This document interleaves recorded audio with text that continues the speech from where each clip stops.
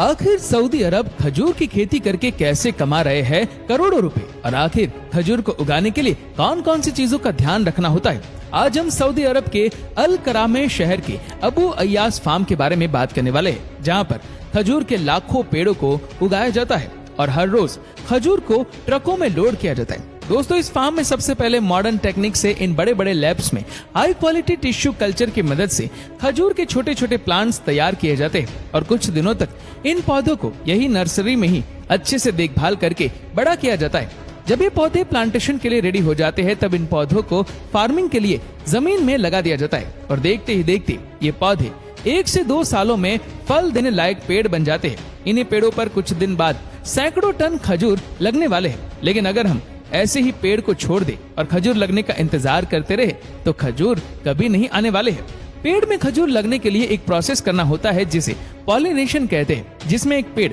केवल मादा का होता है और दूसरा नर का होता है और नर अलग अलग खजूर की किस्म होती है। इसीलिए इसमें फल लगने के लिए इसको फर्टिलाइज करना होता है। जब मादा यानी फीमेल खजूर के पेड़ में फूल आ जाते हैं तो नर यानी मेल खजूर के पेड़ों से पॉलन को निकाला जाता है और उसे इन फूल के बीच में डालकर अच्छी तरह बांध दिया जाता है। फर्टिलाइजेशन के कारण कुछ हफ्तों बाद ही खजूर में छोटे छोटे हरे रंग के फल आना शुरू हो जाते हैं और कई हफ्तों तक दिन भर सऊदी अरेबिया की कड़ी गर्मी सहने के बाद ये फल पकना भी शुरू हो जाते हैं और पकने के बाद भी इसमें वो मिठास और खजूर का टेस्ट आता है। अब जब ये खजूर अच्छी तरह पक चुके हैं तो अब बारी आती है हार्वेस्टिंग की। अगर पेड़ छोटे होते हैं तो जमीन से ही खड़े खड़े खजूर को तोड़ा जाता है, लेकिन जो पेड़ पुराने होते हैं वो काफी लंबे होते हैं, इसलिए उन पर लगे खजूर को तोड़ने के लिए कुछ इस प्रकार के हाइड्रोलिक एलिवेटर्स पर चढ़कर ये वर्कर्स खजूर को तोड़ते हैं, जिसके बाद इन सभी खजूर को इन ट्रे में जमा कर लिया जाता है और फिर ट्रांसपोर्ट करके इन्हें आगे की प्रोसेसिंग के लिए डेट्स प्रोसेसिंग फैक्ट्री में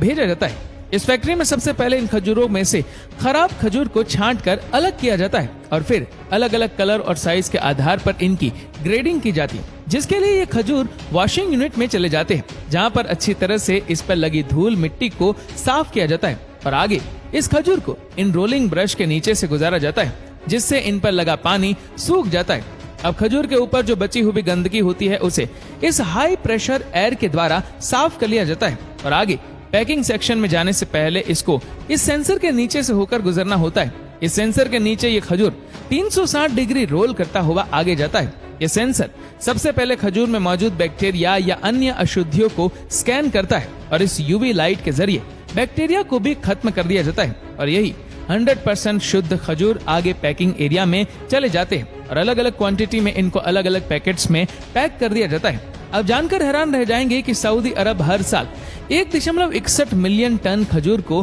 प्रोड्यूस करता है, जिससे सऊदी अरब $120 मिलियन की कमाई करता है।